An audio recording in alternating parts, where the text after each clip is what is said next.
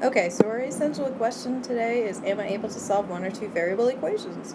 Before we can begin on the review that we should have learned last in Algebra 1, are these vocab words that we're going to be using in 1.1 and 1.2. The first vocab word is algebraic expression.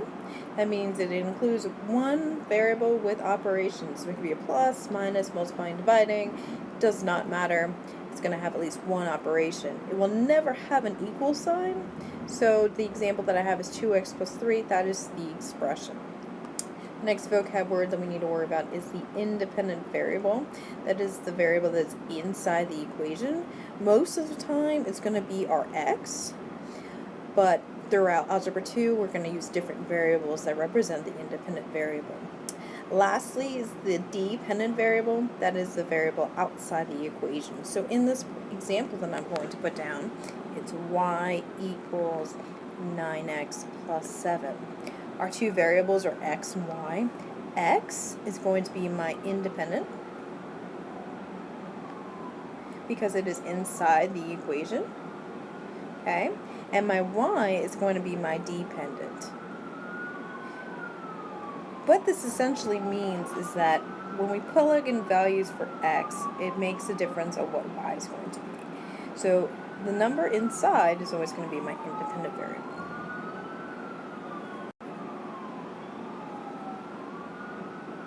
Okay, so in our getting ready, we have the question of find the value given f of x equals x squared minus 4x plus 5. Now the first problem is f of 2. What this means is you are going to replace every time you see x with the number 2. So this 2 is replacing this x. So I'm going to rewrite this as, with the parentheses squared, minus 4 parentheses plus 5. So instead of placing an x, I'm going to now have 2. And then the same thing with the x over here.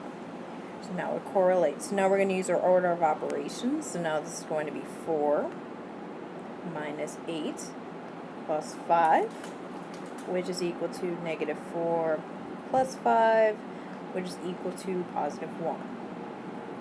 And that's our answer. That's what they mean by given f of x.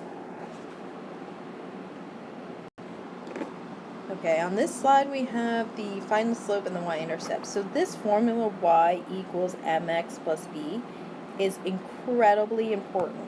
You need to know that for all of Algebra 2, pre-calc, any class you need. So it's y equals mx plus b. My m is always going to be my slope, my b is going to be my y-intercept. Now it needs to be in the form of y equals. If it is not in the form of y equals, you have to solve for y. You can't tell me the slope from there. So in this example below, we have 2x plus y is equal to 9. To solve for y, I use my inverse operations, so I'm going to subtract 2x on both sides. So now I have y equals negative 2x plus 9. Okay, so now my slope is going to be negative 2, and my y-intercept is going to be 9. Now in order to graph this as a sketch, we know that on our y-intercept, that's going to be in our y-axis, so this is going to be 9. And then my slope means I'm going to go down 2, 1, 2, and to the right 1. And I'm just going to keep with that pattern. 1, 2, to the right 1, etc. Equals my slope.